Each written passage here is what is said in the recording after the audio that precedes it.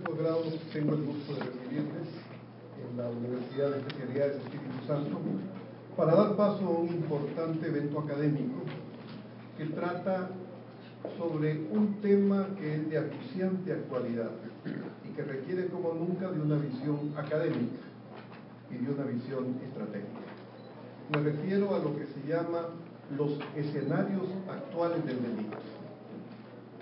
Es decir, pasar de lo que es confidencia a lo que constituye un análisis, un avance, sobre todo para los estudiantes de la Facultad de Jurisprudencia y para los estudiantes de nuestras maestrías en Derecho Constitucional y en Derecho Penal que están presentes hoy día esta noche. Sin más, por razones del tiempo, explico a ustedes la metodología del evento, cómo se va a llevar a cabo. En primer lugar tendremos la conferencia magistral del arquitecto Carrión, que más o menos durará un promedio de 35 minutos. Posteriormente tendremos la primera intervención a cargo del doctor Gaitán Villavicencio de 10 minutos, posteriormente la del doctor Roberto Ricaurte de 10 minutos, e inmediatamente se procederá de acuerdo al tiempo a recibir preguntas por escrito que serán leídas y dirigidas a cada uno de los señores conferencistas. Sin más, Fernando, muchísimas gracias. Creo que Fernando es muy conocido, ha sido director general de Flaxo, experto en temas de seguridad, experto en temas de deporte, experto en temas de sociología, es otra de sus dimensiones académicas, y por supuesto fue miembro de la alcaldía de Quito. Un gran amigo nuestro, le agradecemos profundamente estar con nosotros. No voy a leer la lista de libros que Fernando tiene publicados ni de su revista, porque realmente me llevaría el tiempo que necesitamos para escuchar. Muchísimas gracias y bienvenido a todos.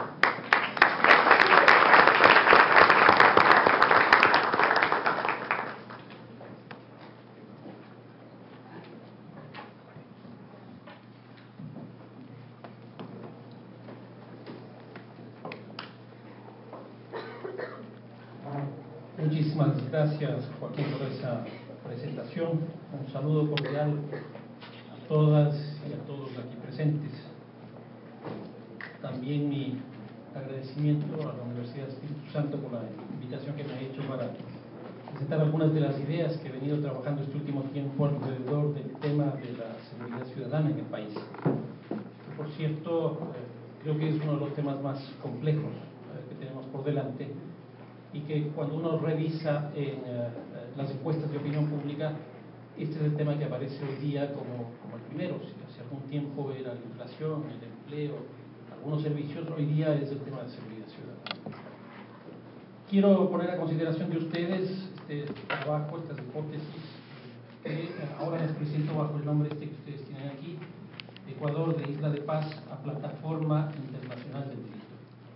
Con lo cual ustedes pueden darse cuenta un poco la tónica que va a tener esto y la ubicación que el Ecuador tiene en este contexto.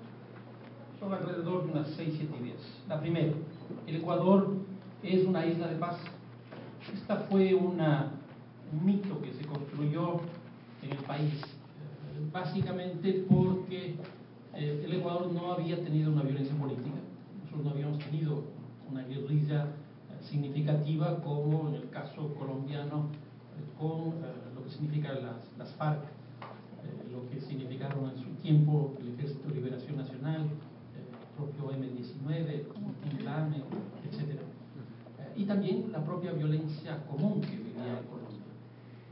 En un caso de un país fronterizo, la parte norte, y en el otro, en el caso peruano, más o menos en el mismo tiempo, Sendero Luminoso, probablemente uno de los grupos irregulares, los grupos políticos más sanguinarios que hemos tenido de manera próxima a nuestro país.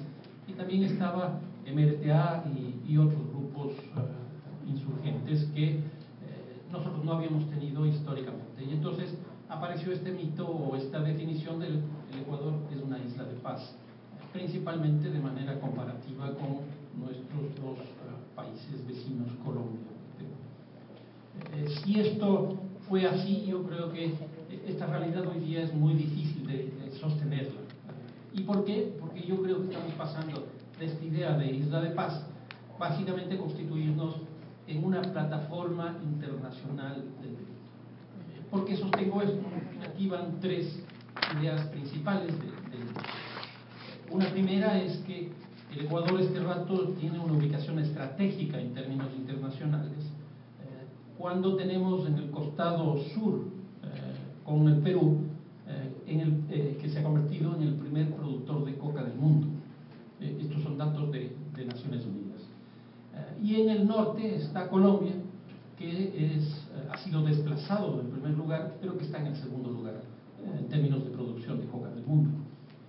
¿Qué es lo que ocurre con Colombia? Después de la aplicación del Plan Colombia, si bien se redujo, no muy sensiblemente, pero se redujo las áreas de cultivo de cocaína, de coca, lo que ocurrió de manera correlativa a esto es que hubo un incremento del nivel de productividad. En otras palabras, se redujo el área de producción, pero mejoró sin duda las posibilidades de producir con menor tierra mayor cantidad de cocaína y de una cocaína de mejor calidad. Entonces, ¿qué significa esto? Que el Ecuador está entre el primero y el segundo países productores de coca del mundo.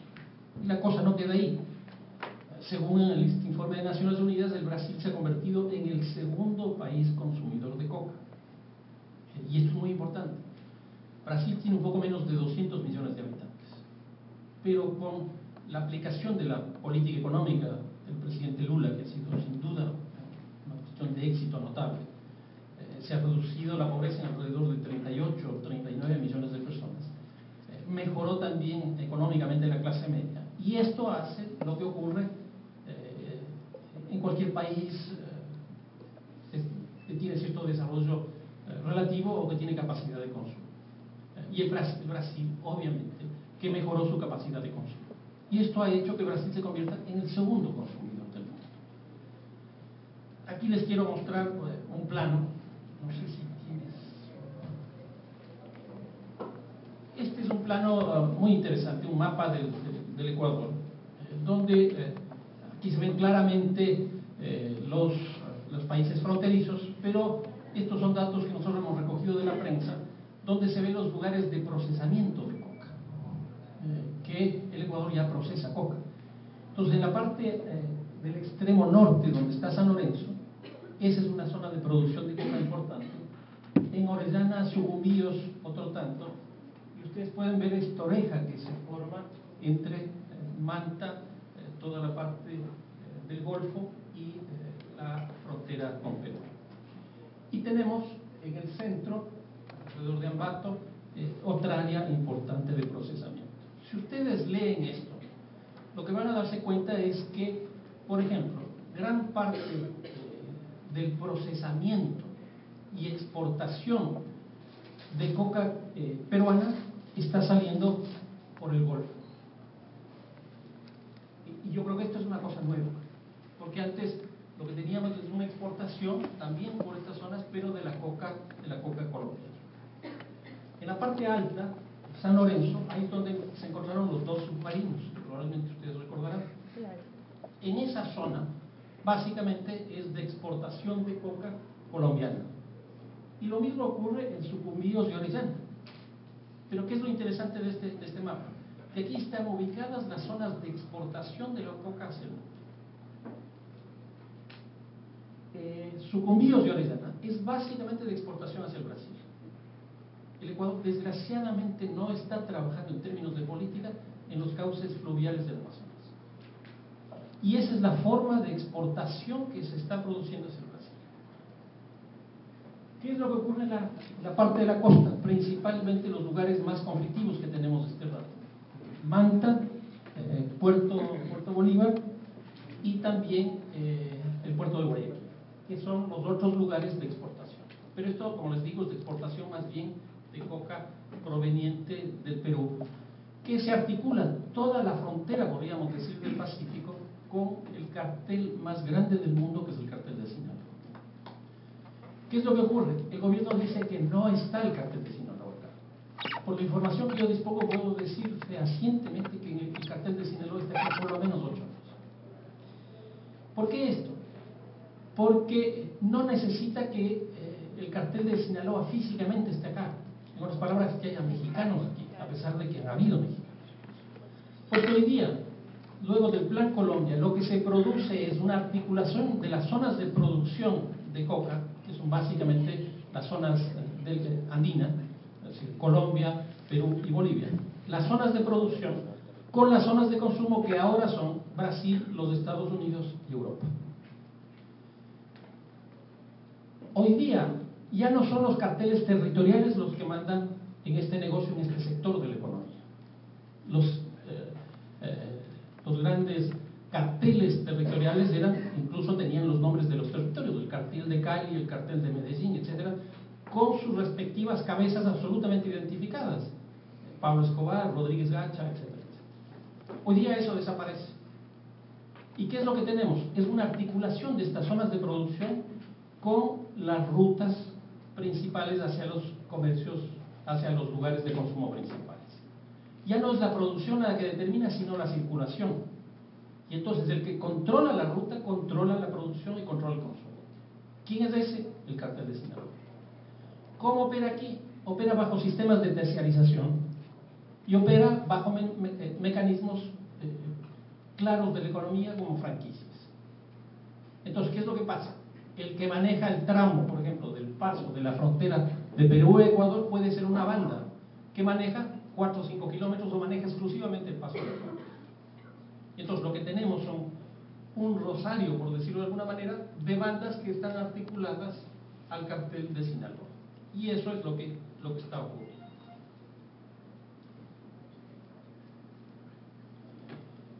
Entonces, aquí en el Ecuador no necesariamente tiene que haber mexicanos.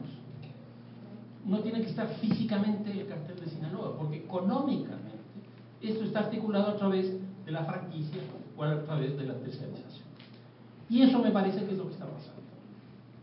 Entonces, en otras palabras, estratégicamente este rato el Ecuador está al sur como el primer productor de coca del mundo, donde el cartel de Sinaloa controla el 70% de las áreas de cultivo. Hacia el norte, el segundo lugar de producción de coca del mundo, pero con un altísimo nivel de productividad. En tercer lugar, hacia el este, está el Brasil, que es el segundo consumidor del mundo, y hacia el Pacífico, hacia el oeste, está el cartel de Sinaloa, que es el cartel más grande del mundo. En ese espacio geográfico, desgraciadamente, está el Ecuador. ¿Qué significa esto? En segundo lugar, una segunda idea, que hemos entrado, me acabo de equivocar, no es coyuntura urbana, tengo el pecado de ser urbanista, entonces cruzan a veces los cables, es la nueva coyuntura delictiva que estamos viviendo. ¿Por qué? Porque esta coyuntura delictiva es una fase superior a la violencia tradicional que teníamos. ¿Cuál era la violencia tradicional?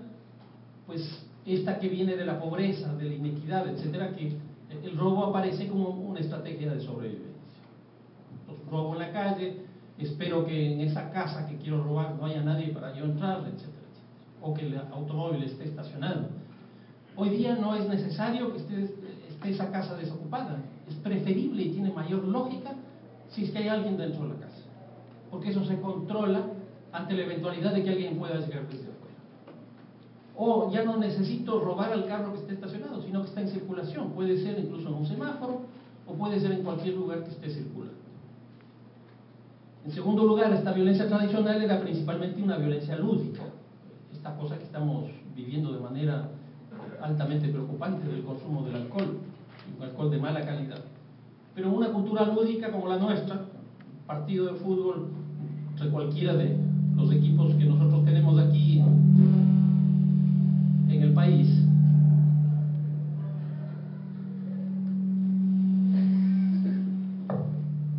entre cualquiera de los equipos que nosotros tenemos aquí en el país, consumiendo en una cantina, que fue penal, que no fue penal, van subiendo de tono, una riña, alguien muere. Es una cosa accidental. Y luego, obviamente, las asimetrías de género, que es una cosa más bien de carácter cultural, respecto del manejo del poder que existe. Entonces, esa violencia, que era la violencia que nosotros teníamos, empieza a ceder a lo que yo llamo la violencia moderna. La característica principal de la violencia moderna es que hay una predisposición explícita a cometer un hecho de delito. ¿Qué significa esto? Que ese es mi objetivo. O sea, yo tengo ya un objetivo de cometer un hecho de delito. Y si yo tengo un objetivo, obviamente tengo que planificar. Si yo quiero robar un banco, tengo que hacer esto, esto, esto y lo otro. Si yo quiero secuestrar a una persona, tengo que ver por dónde va, qué hora sale, etcétera, etcétera. Si yo quiero robar una casa, tengo que ver cuánto están afuera, cuánto están adentro, qué tipo de cosas existen, etcétera. Entonces aquí hay una predisposición explícita a cometer un hecho. Y en esa nueva coyuntura es la que estamos. ¿Qué significa esto en la realidad? Significa que se planifica, significa que hay una división del trabajo al interior del delito. Es decir, hay un tesorero, hay unos que ejecutan, hay unos que le tienen al secuestrado un tiempo. Este secuestrado, como muchos de ustedes probablemente saben, se lo vende en el mercado, porque así es lo que funciona. Es decir, hay una división del trabajo. Explícitamente tenemos gente que se especializa en determinadas áreas del delito. Otra de las características fundamentales es que es internacional. El nuevo delito es internacional. Por ejemplo, lo que hablamos al principio. El Ecuador encuentra un espacio estratégico básicamente al desarrollo de una economía ilegal alrededor del narcotráfico. Y en ese contexto estamos ubicados. Y no solo eso, sino que si ya planifico, si hay una división del trabajo, si hay un proceso de internacionalización, obviamente que uso las tecnologías que están a mi alcance. Y aquí claramente se ve una asimetría tecnológica entre estas bandas, entre estas mafias, entre estas organizaciones y, por ejemplo, la policía. Es clarísimo eso, hay una asimetría tecnológica. ¿Qué significa en última instancia? Que este nuevo tipo de delito, que no es solo particular del Ecuador, se caracteriza principalmente por dos cosas. Uno, que es un delito económico. Hoy día uno podría decir que el delito político prácticamente ha desaparecido. Y lo que tenemos es el delito económico. O sea, mi objetivo es obtener recursos económicos. Cuando yo robo un celular que vale $200, yo sé que voy a recibir por ese celular $30. Si yo robo a la semana 4 o 5, empiezo a hacer los cálculos y hay mi alcance. Entonces, lo principal, el principal objetivo del delito hoy día es económico. Y la segunda característica es que el medio a través del cual se obtienen estos recursos económicos es la organización. Hoy día, todos los delitos que se realizan en el mundo, entre esos está el Ecuador, se realiza bajo la organización delictiva. Para seguir con el caso del teléfono, del celular, puede ser que yo robe en la calle el celular y que yo sea una persona aislada, pero para obtener esos $30 tiene que volver al mercado, y para que entre al mercado yo tengo que saber con qué circuito de comercialización cuento. Eso es clarísimo. Por eso es que estas bandas criminales se especializan en determinados delitos. Ahí están los que roban celulares, los que roban computadoras, los que roban joyas, los que roban autos, etcétera, etcétera, etcétera. ¿Por qué? Porque yo tengo que monetarizar ese robo. O sea, yo no saco nada teniendo 300 celulares. Entonces tengo que meterles al mercado. Yo no saco nada teniendo 300 autos, que sí podríamos hacer mucho con los autos, pero tiene que ir a un deshuesadero, tiene que venderse afuera, tiene que venderse fuera del país, tiene que venderse, etcétera, etcétera. Entonces, es económico y es organizado. Si esto es así, el sector de la economía ilegal, fundamental que está organizando la práctica delictiva en el país, es claramente el sector narcóticos. Esto es lo que gatilla, esto es lo que nos hace entrar en esta nueva coyuntura delictiva. El sector narcóticos básicamente es el eje estructurador de la economía ilegal en el país y es el medio fundamental a partir del cual se construyen la mayoría de los delitos tipificados en el país a través del Código Penal. Entonces, este sector de la economía organiza las economías ilegales y por otro lado organiza la mayor cantidad de los delitos que tenemos en el país. ¿Qué significa entonces esta economía delictiva que tenemos en el país? Según estudios realizados mundialmente, básicamente por el Banco Mundial, se estima que este rato el comercio ilegal maneja alrededor del 15% de las transacciones comerciales. O sea, de ese monto estamos hablando. Para que ustedes vean, el sector narcóticos, yo hablo de sector, porque me parece que es un sector de la economía, ya van a ver ustedes por qué. A nivel mundial manejan entre 480 y 600 mil dólares. Para que ustedes vean la gran diferencia, los 480 y 600 mil dólares, es porque es muy difícil medir eso. Entonces se maneja con esta variación. Pero pongamos la hipótesis baja, 480 mil millones de dólares. El presupuesto del Ecuador es 24 mil millones de dólares. Vean eso cuánto se mueve mundialmente. Para que ustedes tengan una idea, solo en México se lava 32 mil millones de dólares. En Colombia está en 12 mil millones de dólares. O sea, estamos hablando de cantidades realmente espeluznantes. En el caso ecuatoriano, según el GAFI, cuando se produjo este problema, los mecanismos que tiene el Ecuador de control del lavado de activos, el GAFI estableció que en el Ecuador se lava 1.100 millones de dólares.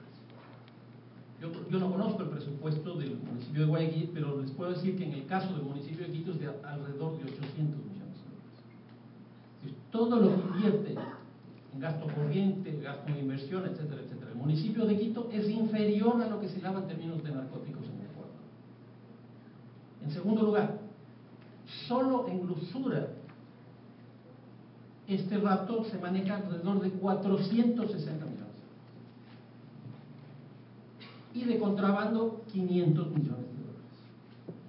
Yo vi un estudio que se hizo sobre Bogotá, de los llamados San Andresitos, en el año 2002. Ahí determinaron en Bogotá que los San Andresitos, es algo así como las bahías acá o la Cachipiales en Quito, solo en los San Andresitos en el 2002 manejaban 2.500 millones de dólares. A través de algunas argucias de estas estadísticas que tienen los economistas, llegamos a determinar que en el caso de Quito, en esa época, en el 2002, podía haber representado 700 millones de dólares. Es decir, hace 10 años. Hoy día debe ser una cantidad mucho mayor. Según estándares internacionales, porque desgraciadamente aquí no se ha hecho estudios sobre economía delictiva, el 25%, pongamos, de estos 1.100 millones de dólares, se utiliza para reproducir, entre comillas, este mercado o este negocio ilegal. Y el 75% está destinado a la economía legal. Generalmente nosotros nos preocupamos más en el 25% que en el 75%. Y a mí me preocupa mucho más del 75%. ¿Por qué? Porque esto quiere decir que no tenemos ya una línea divisoria entre el mercado legal y el mercado ilegal. Yo creo que eso es clarísimo. Anteayer yo tuve una conferencia que di frente a 140, 150 empresarios en Quito y les decía esto. Yo veía la cara de esta gente y yo creo que la hipótesis que manejo es bastante cercana a lo que está pasando en el país. Entonces, la línea divisoria entre el mercado legal e ilegal es demasiado fina. ¿Qué es lo que ha ocurrido también? Que por esta lógica económica, este peso de estos mercados ilegales, este peso de estos 1.100 millones, de estos 460 millones, y etcétera, etcétera, lo que tenemos hoy día es que los agentes económicos de la violencia son hoy día mucho más poderosos económicamente y mucho más influyentes políticamente. ¿Por qué? Porque ya tienen intereses económicos. Entonces, uno tiene que regresar a ver a Colombia, por ejemplo, y Pablo Escobar estaba en el Congreso, elegido popularmente. Y uno tiene que regresar a ver a Colombia, y en la época de Uribe teníamos, no me acuerdo el porcentaje, pero era más allá de la mitad del Parlamento colombiano, y estaba compuesto por paramilitares. Entonces, hoy día son más influyentes económicamente y más poderosos políticamente. ¿Qué es lo que ocurre ya en el caso ecuatoriano de manera concreta? Yo creo que la dolarización ayudó mucho a que el Ecuador sea un país interesante en términos de lavado. porque no había necesidad de pasar al sucre, sino directamente al dólar. ¿Qué es lo que ocurre hoy día? Yo tengo la hipótesis de que nada raro es que en un tiempo relativamente corto la dolarización dependa de esta economía ilegal. Ustedes recuerden la crisis que acabamos de pasar, cuando se cayeron el 17% de alrededor de 3.000 millones de dólares que eran las remesas. El 17% de 3.000 millones de dólares no tiene nada que ver con 1.600 millones de dólares de lavado. Si se nos empieza a caer esta economía ilegal, si nosotros confrontamos esta economía ilegal, ¿qué pasa con la dolarización? Yo como presidente de la República, que obviamente no aspiro a hacerlo, llegado un momento determinado, me hacen escoger entre sostener la dolarización y combatir estas economías ilegales. ¿Qué es lo que hago? Yo sostengo la dolarización. ¿Por qué? Porque hay una economía legal que está sustentada en este hecho. Porque la balanza comercial está sustentada en un hecho de este tipo. Y esto les digo, quizás que todavía no estamos llegando a esa situación, pero probablemente nos estemos aproximando. Este es un mapa muy interesante. ¿Qué significa este mapa? Este es el mapa del Ecuador, donde se hace un balance migratorio. Ustedes saben perfectamente bien, las migraciones se dirigen a los lugares que esa migración es atraída, básicamente por una economía en crecimiento. ¿Qué es lo que vemos aquí? El lugar de mayor crecimiento de la migración es la zona de sucumbíos, que si ustedes ven, es la zona que tiene la tasa de homicidios más alta del país. En segundo lugar se arma este eje, que es de Quito hacia Santo Domingo de los Áchilas. En Santo Domingo de los Áchilas, obviamente que hay economías ilegales bastante fuertes. Y en Quito tenemos un nivel de consumo muy alto de narcóticos. Miren el caso de Esmeraldas. ¿Por qué la gente se va a Esmeraldas si es la zona más pobre del país? Miren el caso de Manta, que ahí sí se ve, se observa más bien una economía en crecimiento. ¿Qué es lo que pasa aquí? ¿Y qué es lo que pasa en esta zona de acá? Esta especie de atracción fatal que genera estas zonas económicas en desarrollo se explica exclusivamente porque son los lugares donde se está produciendo la mayor cantidad de crecimiento económico del país. Y creo yo que ese crecimiento económico está sustentado principalmente en estas economías ilegales. Si esa es la lógica económica que está detrás de esto, porque ese era el objetivo económico, aquí tenemos el medio, que el medio no es otra cosa que la organización delictiva. Según el informe del señor Philip Aston de Naciones Unidas, del relator de Naciones Unidas, él pone en su informe en una nota al pie de página, que yo creo que no se dio cuenta de la importancia que tenía esto, donde nos dice que hay 700 bandas criminales operando en el país. Y yo creo que son mucho más, se queda corto. Porque si nos ponemos a ver bandas criminales por tipos de delitos, lo que les decía hace un rato, de joyas, de computadoras, de vehículos, etcétera, etcétera, pero también de tránsito, de secuestro, etcétera, vamos a encontrar una cantidad de bandas. ¿Y qué es lo que significa esto? Que me da la impresión que las políticas públicas que se están planteando en el país no están adecuadas, no están de acuerdo a esta coyuntura delictiva que estamos viviendo. No están de acuerdo a esta situación. En segundo lugar, tenemos bandas especializadas, esto que les decía, unas en joyas, otros en narcóticos, otros en tal cosa, etc. Pero ¿qué es lo que tenemos en el país? Una política generalizada, una policía generalizada. En la policía tenemos una parte en antinarcóticos y yo diría prácticamente ningún otro nivel de especialización en tipos delictivos. ¿Qué es lo que ocurre con estas 700 bandas? Que tienen una flexibilidad impresionante. Desaparecen, crecen. Ustedes recordarán, hace no mucho tiempo, me refiero a 4 o 5 meses, descubrimos que había un colombiano que fue tomado preso en Cuenca. Esta persona que fue tomada presa pertenece a una banda criminal colombiana que se llama el Grupo Cordillera, que es una de las bandas más temidas en Colombia, pero tiene solo 200 personas de esa banda, es decir, poquísima gente.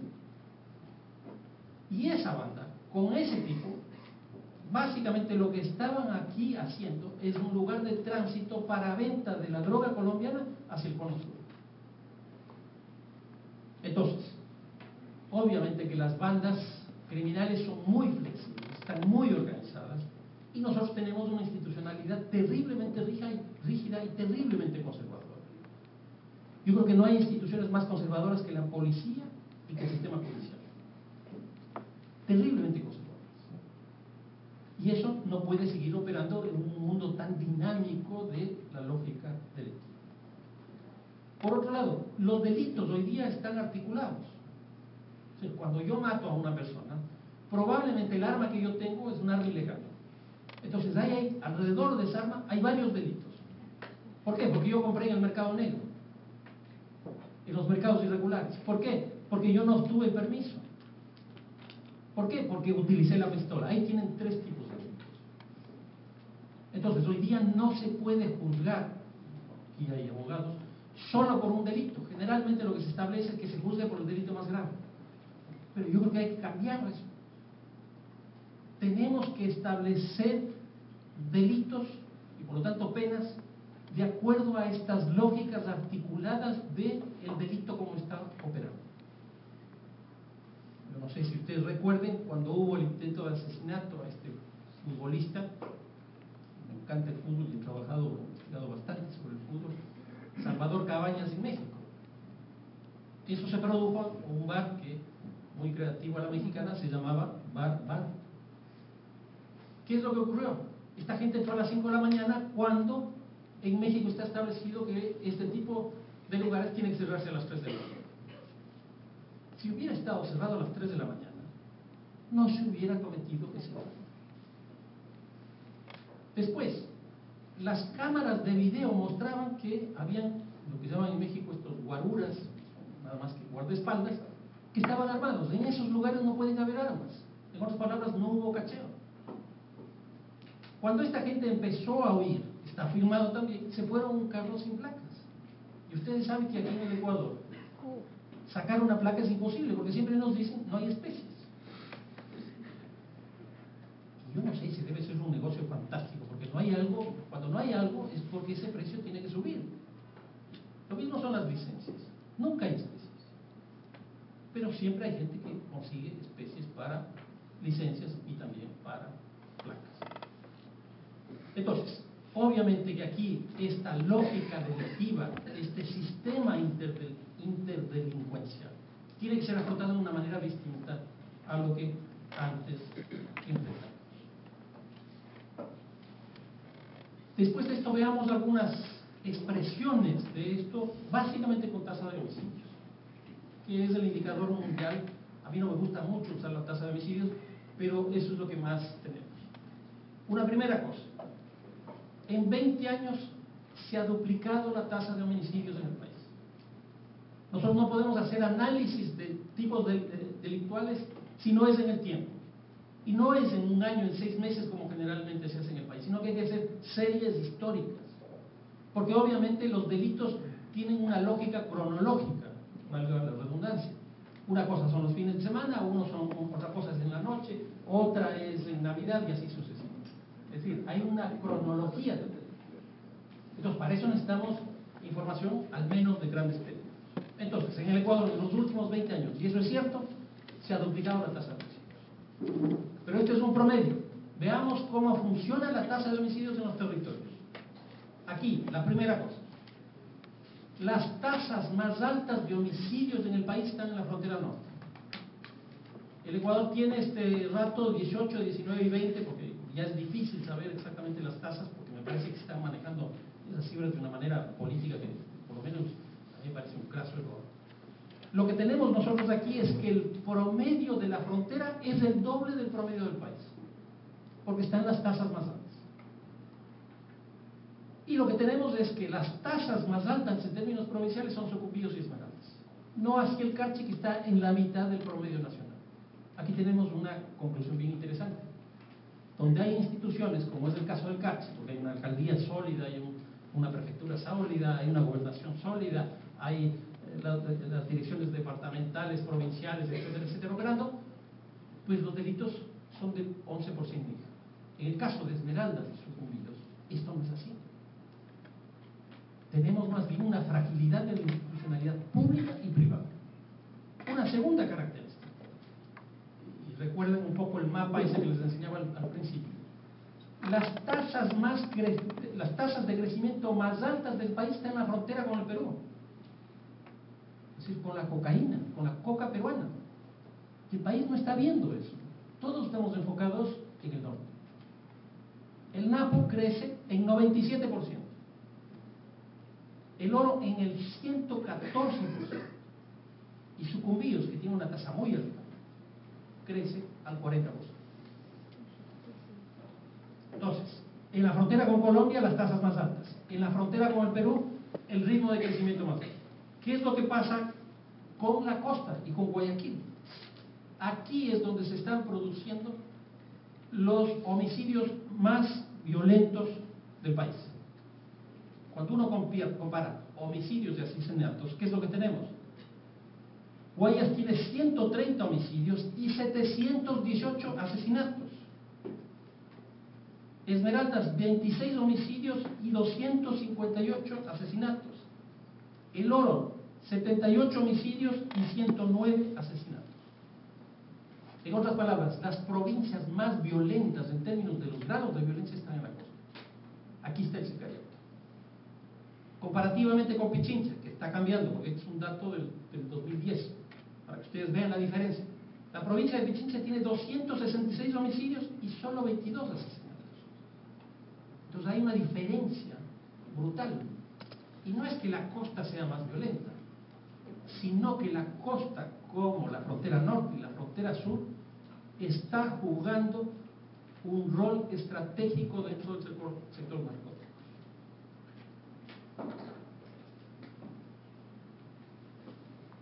Esta lámina era básicamente, problemas de tiempo, para señalar la idea esta de que el Ecuador ya no solo es país de bodega, no es un país solo de bodegaje, no es un país de tránsito exclusivamente, sino que aquí tenemos producción, procesamiento y consumo, además de lo que.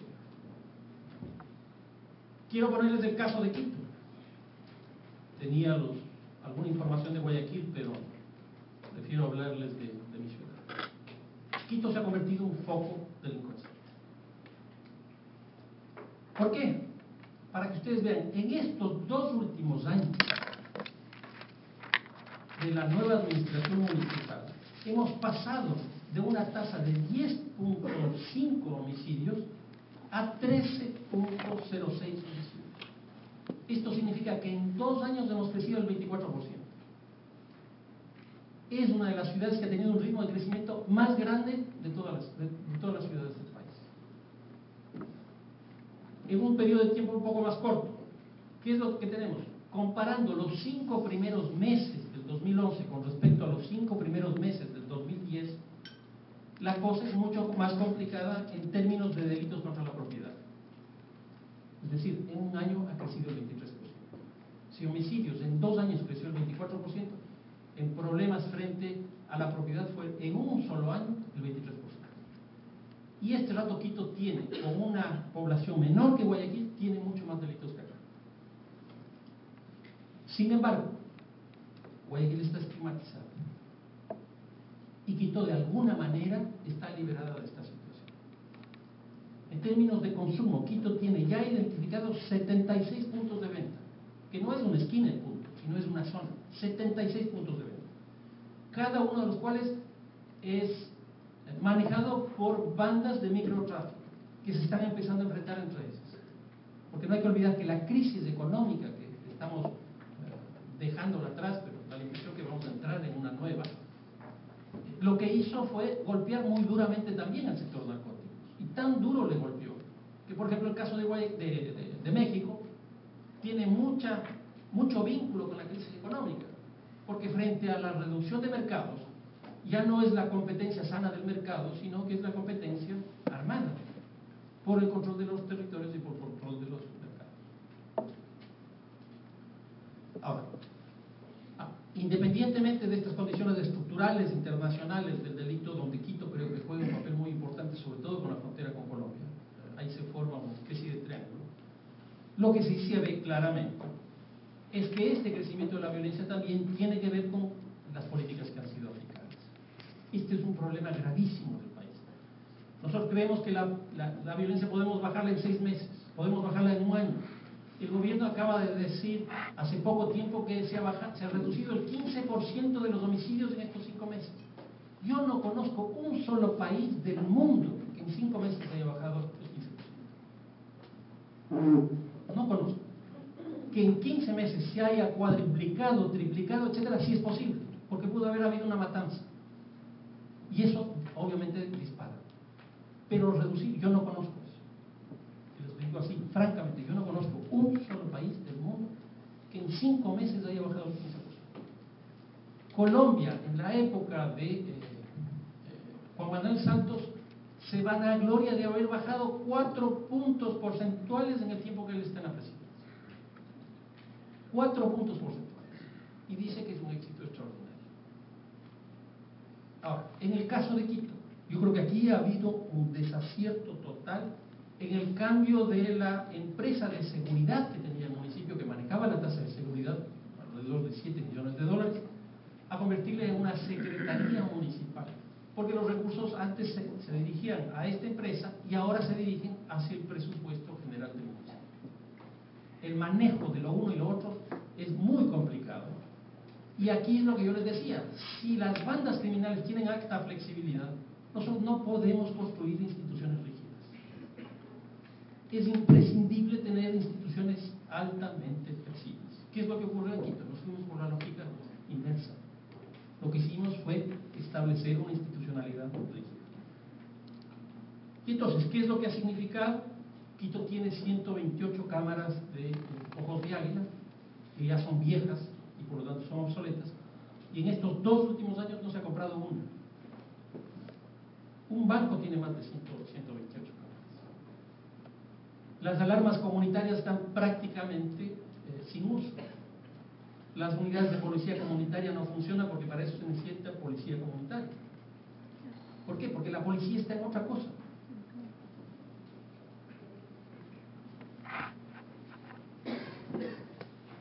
Y finalmente, creo que a nivel nacional faltan obviamente políticas nacionales. Yo no sé, no entiendo por qué profundizar el descrédito y la desinstitucionalización de las instituciones democráticas del sistema penal. O sea, el nivel en que está este rato la policía históricamente no ha estado nunca. El nivel que está el sistema judicial hoy día nunca en el país había estado así como está.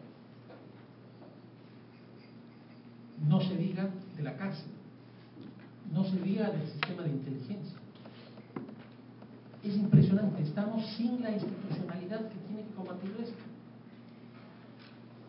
En segundo lugar, las políticas que estamos aplicando hoy día en el país son básicamente políticas de shock.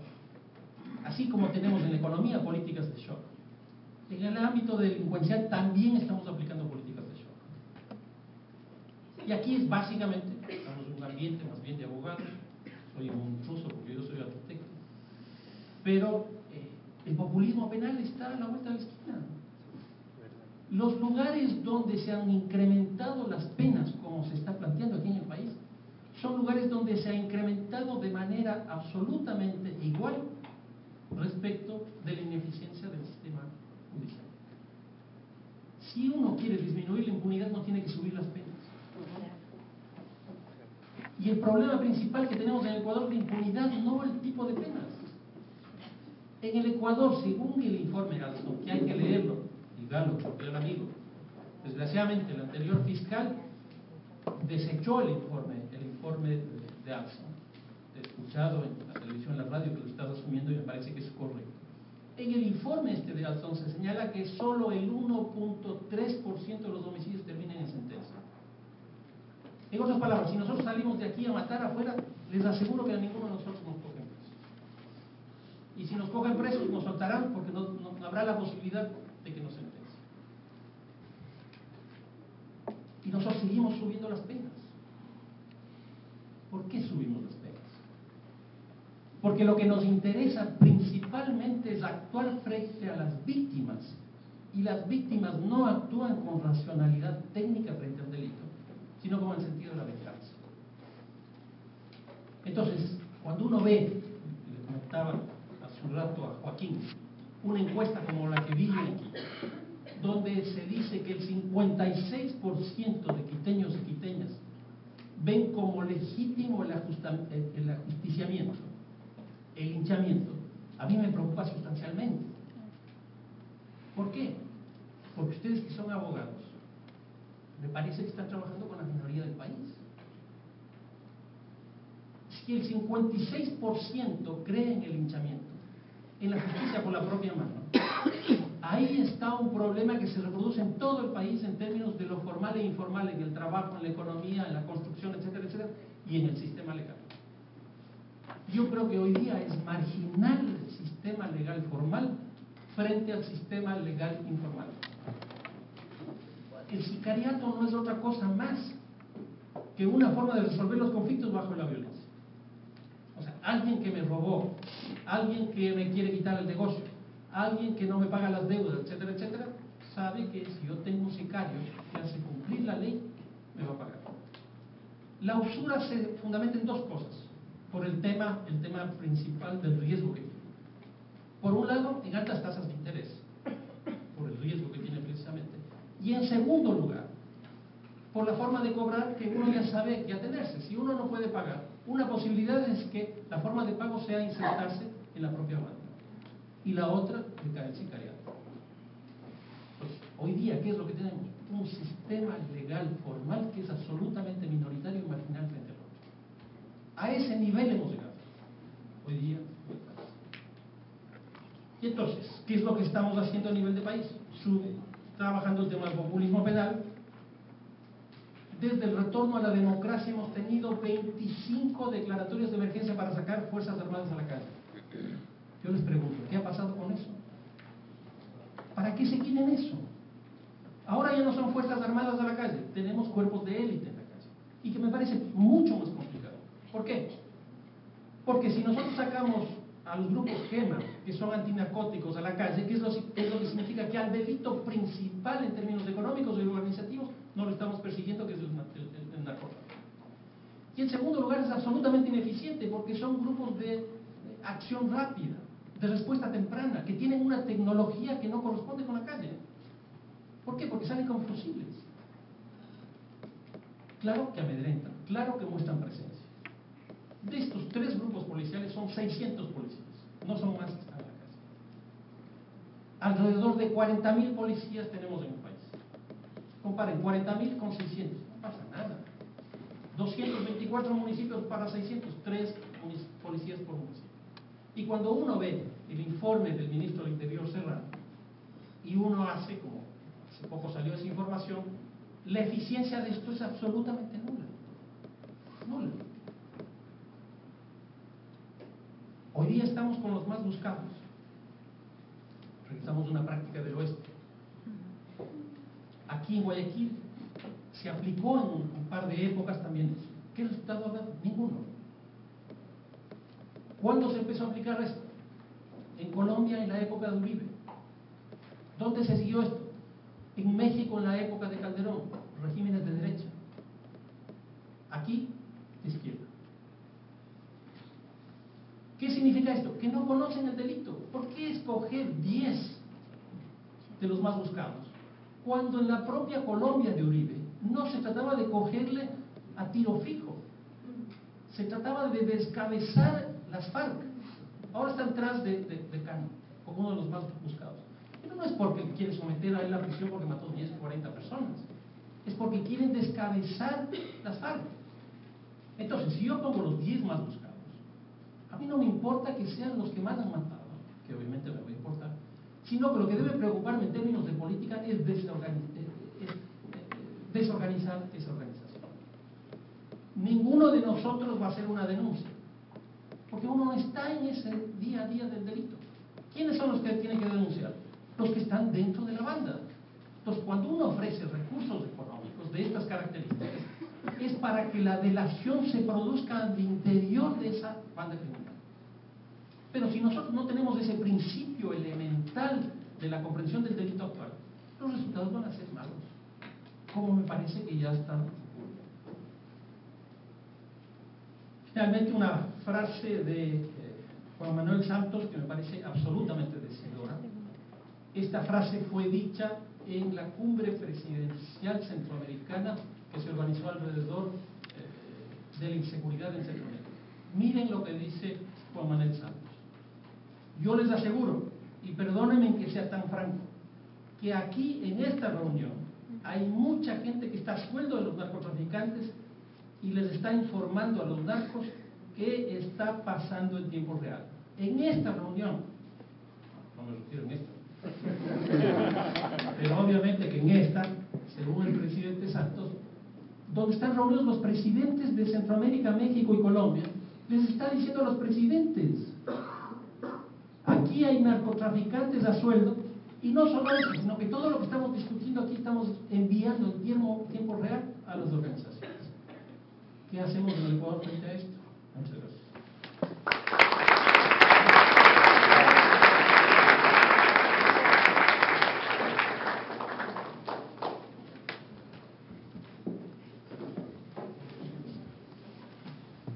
Quiero felicitar como siempre a Fernando por su brillante intervención, que creo que habrá dejado muchas preguntas e inquietudes. Lamento ser el malo de la película esta noche y ser el que tiene que cortar por las cuestiones de tiempo, que ustedes saben son prioritarias. Inmediatamente le doy paso al doctor Gaitán Villavicencio, también conocido en nuestro medio, sociólogo, profesor de varias universidades, de esta universidad, y experto también en temas de seguridad. Por favor, Gaitán, adelante. 10 minutos.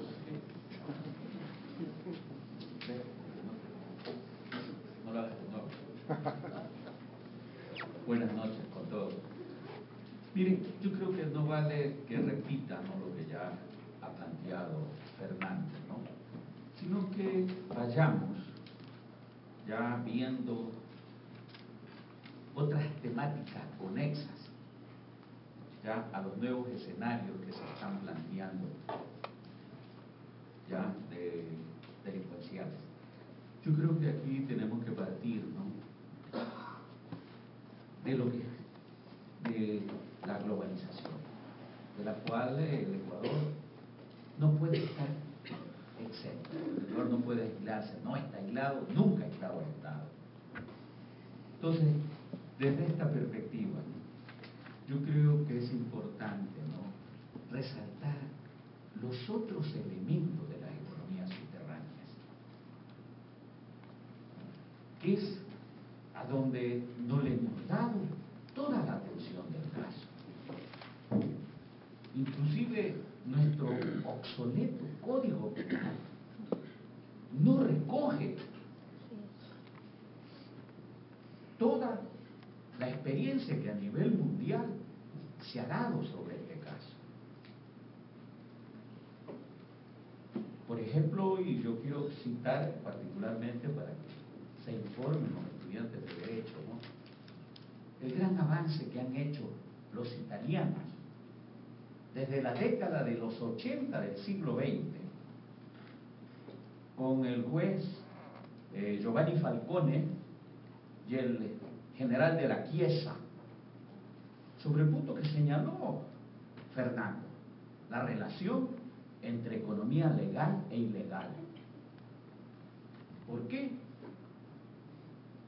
Porque en las operaciones de narcotráfico no existe ni la carta de crédito, ni los cheques, no, es dinero contante y sonante. Y ese dinero tiene que estar en algún lado. Y ese dinero obviamente no está en las cárceles. Ese dinero tiene que estar en los negocios legales. Y ellos cambian toda la pericia investigativa policial. En el sentido de que en lugar de lo que habían establecido, particularmente los norteamericanos, desde comienzos del siglo XX, con toda la lucha antimafia, ya desde los años 30 en adelante, ellos dicen, no, el problema aquí no son las personas, el problema son los negocios.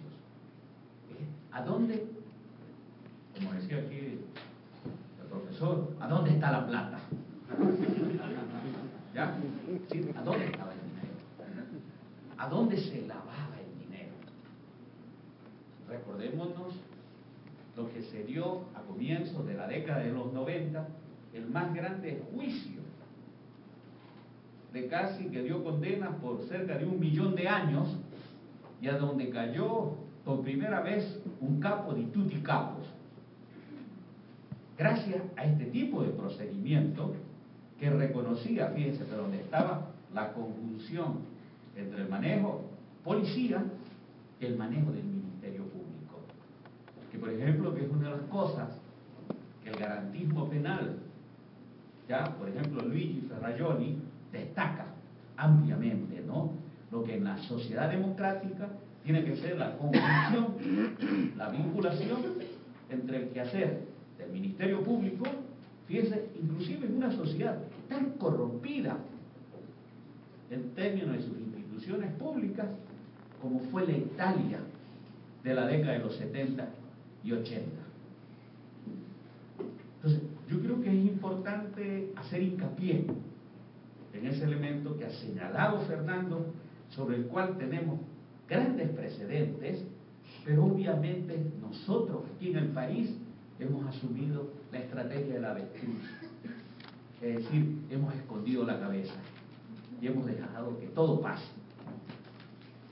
Pero yo creo que ya es hora de que nos indignemos, ¿ya? Como señala Stefan Hesse. El segundo elemento que yo quisiera señalar, ¿no?, es que además de lo que ha señalado Fernando, ¿no?, existen negocios altamente lucrativos, ilegales, ¿ya? Como son el caso, por ejemplo, el robo de carros, tráfico de carros, comercio de carros robados. Inclusive, de acuerdo a cifras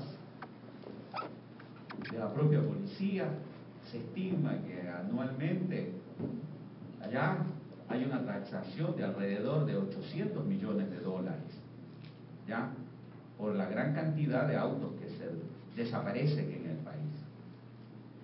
Igualmente, otro rubro de una cuantía también menor pero significativa, el del tráfico de personas. Y yo creo que ha sido uno de los delitos menos tratados en el Ecuador. Y si lo comparamos con alrededor, es un poco lo que se especula de que tenemos 3 millones de ecuatorianos fuera. ¿Ya? Entonces, aquí también vale destacar, ¿no?, cómo este tipo de negocios ilegales sostiene negocios legales y obviamente apuntala además economías territoriales. Yo creo que es muy significativo ya ver lo que sucede en muchas de las localidades. El otro elemento que yo quisiera completar a lo que señalaba Fernando, ¿no?, tomando también y recalcando, ¿no?, un pedido hecho por el propio presidente, porque el profesor Phil Alston no vino acá de paracaidista, sino que fue invitado por el propio presidente de la República, frente a una de las cosas que me parece más bochornosas, y que por lo bochornosa es importante y necesario que las instituciones públicas salgan por sus propios fueros, como es el hecho de etiquetear ¿ya? Venganzas, antecedentes o arreglos de cuentas. Es decir, pienso que es importante porque esto implica a 5 de las más importantes ciudades del país, inclusive con datos que son sumamente calofriantes. Por ejemplo, en la ciudad de Machala, los homicidios agravados, estilo sicariato, como los denomina, ¿ya? Homicidios agravados por el Código Penal, estilo sicariato, se duplicaron de un año a otro, pasando de aproximadamente 28 en el año 2010 a 58 en el año 2009 a 58 en el año 2010. Entonces, es importante porque estamos viendo que este tipo de homicidios por encargo, como ya lo recalcó y lo señaló Fernando, está vinculado a actividades, y está actividades que no solamente las podemos etiquetar como actividades de corte delincuenciales, sino que son criminalidad organizada.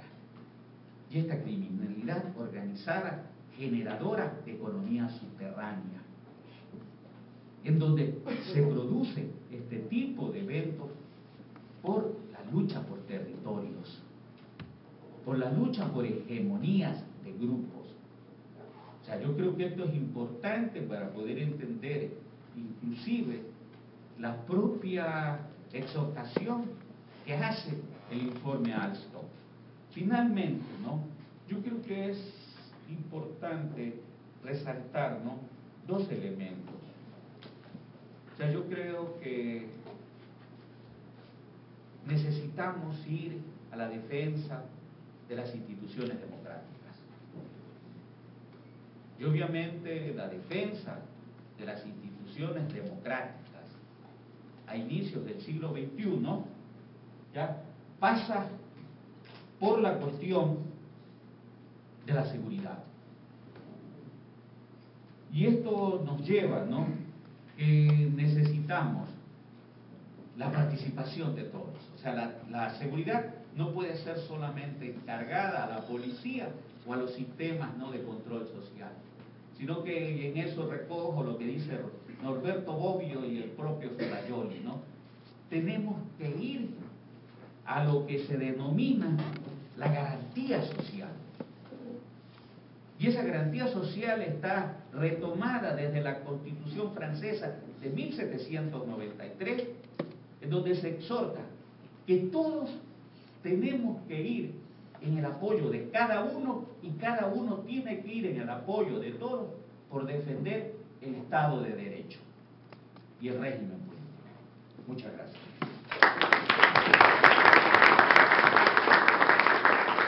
Muchísimas gracias a Gaitán por sus interesantes y valiosos aportes a esta conferencia magistral. Enseguida doy paso al doctor Roberto Ricaurte, abogado, estudios de posgrado en la Universidad de Salamanca, ha trabajado como asesor y secretario de la Gobernación de la provincia del Guayas y está integrado a la Corporación para la Seguridad Ciudadana de Guayaquil. Por favor, Roberto, muchísimas gracias y tenemos los tiempos de 10 minutos. Las preguntas, por favor, me empiezan a pasar para poder leer. Buenas noches, muchas gracias por la invitación, autoridades nacionales, provinciales, cantonales, universitarios, profesores, alumnos, invitados presentes en general. Se está abordando un amplio tema que es el de la seguridad ciudadana. Dentro de ese hay un campo importante que es el que más estamos abordando hoy, que es el de la seguridad pública. Una serie de aristas que en realidad podríamos profundizar muchísimo, pero en honor al tiempo, no aburrirlos y sobre todo empezar a conversar sobre lo que se ha expuesto. Hay pequeñas cosas que quiero mencionar y que son muy concretas.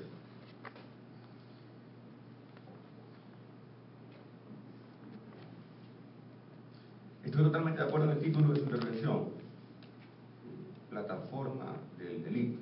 Hace tiempo dejamos de ser una isla de paz El tema es que en verdad hubo mucho que se dejó de hacer y mucho que se está dejando de hacer. ¿A dónde vamos si no empezamos a hacer? Al Colombia de hace 15 años, al México actual, para allá. ¿Cuánto tiempo tenemos para llegar a eso? 10 años, 8, 5. El tiempo ya se nos venció. Vamos en contra. Esto tiene un antecedente histórico que no responde a un gobierno en común.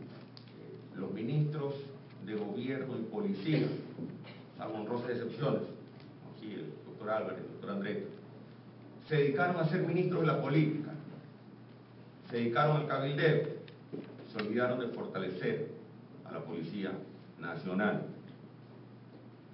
Eso trajo como consecuencia la falta de una política de Estado en materia de seguridad pública, de una falta de actualización y modernización de instituciones reactivas como la Policía Nacional. Mientras, a raíz de la globalización, la delincuencia, sin trabas burocráticas, por supuesto, que se organizaba muy rápidamente. De tal forma que no existe hasta ahora una política de seguridad a nivel nacional, empezando porque no existe coordinación entre las instituciones del Estado. Y el Estado, al fin y al cabo, somos todos, incluyámonos nosotros. Sabemos en realidad quiénes son nuestros vecinos, 5 cuadras a la izquierda, 5 cuadras a la derecha, no. Sabemos si se van de viaje o no se van de viaje, no. Si el foco está dañado en nuestra casa, ¿lo cambiamos al siguiente día? No. El Estado somos todos. Tenemos derechos como ciudadanos, pero también obligaciones que cumplir. Pero también tenemos obligaciones las instituciones. Y la primera obligación de las instituciones es la de conversar. Se mencionó a instituciones conservadoras. Yo hablo en ese mismo sentido, a lo mejor de una manera más franca, del absurdo seno institucional. Mi información es mía y no tengo por qué entregarla a otra institución. La tendencia actual es transparentar la información. No puede ser hoy por hoy que la Policía Nacional no conozca sobre la base de las Fuerzas Armadas y de la Dirección Nacional de Tránsito, o al revés, que las Fuerzas Armadas no tenga acceso a la base de datos de la Policía Nacional, o que la Fiscalía no esté conectada con estas instituciones. Y volvemos al círculo vicioso de siempre. Los señores fiscales dan un dictamen acusatorio y le echan la culpa a los jueces porque liberan al detenido. Y los jueces dicen que el dictamen acusatorio no tenía ningún tipo de sustento y le carga la culpa a la policía. Y la policía la descarga en una policía judicial que, por cierto, en Ecuador no existe. Esa es la realidad. En Ecuador no hay investigación científica, no existe policía judicial. Y es desde ahí de donde nace esa causa que genera que un 2% de quienes cometen delitos sean sentenciados, porque no hay información del origen. Entonces llegan a una audiencia final en donde quienes se ven no tienen nada que ver con lo que las investigaciones dicen. Y puede ser, y pasa, incluso con la descripción del asesino, por decirlo. Eso pasa. El rol de las instituciones profundamente conservadoras tiene que ver también con el sistema judicial cautizado. No se modernizó. Pero yo no quiero abordar el tema legal, porque desde el punto de vista legal, sí, hay leyes muy lindas que si no se aplican son muy malas. Y también hay leyes malas que, en verdad, si se aplican, como aún no aplicadas, son más malas todavía. Pero el sistema judicial no se modernizó a nivel de administración gerencial. Es decir, el sistema judicial no está informáticamente modernizado. Tiene una base de datos que no está a nivel de lo que representa esa función estatal.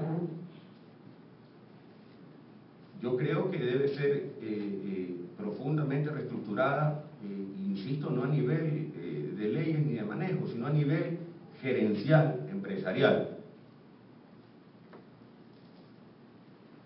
A esto, histórico, se suman otros temas no tan históricos y que a nivel de Guayaquil hemos venido promulgando y que hoy por hoy tienen cabida y aceptación en las más altas esferas del gobierno central. La fabricación indiscriminada de armas artesanales. Se prohibió la importación de armas que costaban $1.000 o $1.500 y que eran adquiridas por ciudadanos con capacidad pudiente y que obviamente tenían la capacidad de ser registrados. Se desarmó a la población, concepto con el cual estoy de acuerdo, tanto en cuanto se hubiese desarmado primero la delincuencia y también obviamente se hubiera armado debidamente a la policía. Pero no existió la voluntad de cerrar estas fábricas artesanales de armas. Son malas, se las venden en charoles, cuestan $20, sirven para 3 disparos, pero matan muy bien. Más barato le saldría al Estado pagarles un sueldo a esta gente para que no haga nada. Sería mucho más barato. El 90% de los delitos son cometidos con esa arma. La falta de eficacia del Estado en conocer nuestras identidades. Aquí las instituciones, por ese cruce de información que no existe, no conocen al sujeto. Yo me puedo llamar Juan Pérez en una institución y Adolfo Rodríguez en otra, y no existe cruce de información por ese celo institucional que hay que terminar, hay que transparentar, hay que armar una base nacional de datos. No existió un control severo del control de los extranjeros, y no hablo de colombianos y peruanos nada más, hablo de otro tipo de extranjeros y mucho más peligrosos, los nigerianos, especialistas en falsificación de dólares, los chinos, especialistas en tráfico de personas, los rusos, ya están instaurados.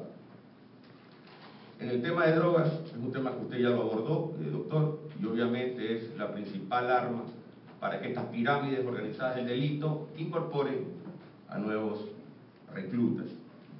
A eso le sumo el peso de los derechos humanos, que en su mayoría solo los veo defendiendo a los violadores y a los asesinos. Esa es mi posición personal, en la mayoría de sus actuaciones públicas sobre todo. Y en general, para concluir en honor al tiempo,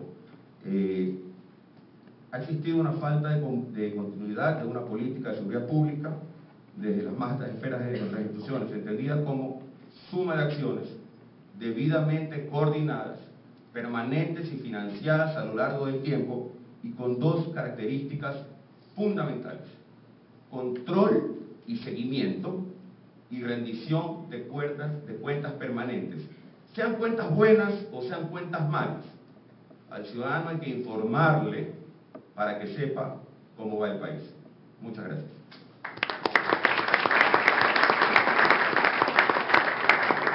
Muchísimas gracias. Quiero pedir disculpas que estamos lamentablemente fuera de los límites del tiempo. Hay múltiples preguntas y una muy importante intervención que me ha pedido el doctor Vladimiro Álvarez, pero lamentablemente tenemos el problema del tiempo y yo creo que más bien esto debiera ser un compromiso de la universidad, de esta facultad y de los programas de posgrado para continuar esta temática a fondo, desarrollarla y ser uno de los puntos de reflexión sobre lo que está sucediendo. Quiero agradecer la presencia de las autoridades que nos han acompañado en esta noche, los profesores, los estudiantes y de todos ustedes que han venido a estar con nosotros. Gracias. Buenas noches.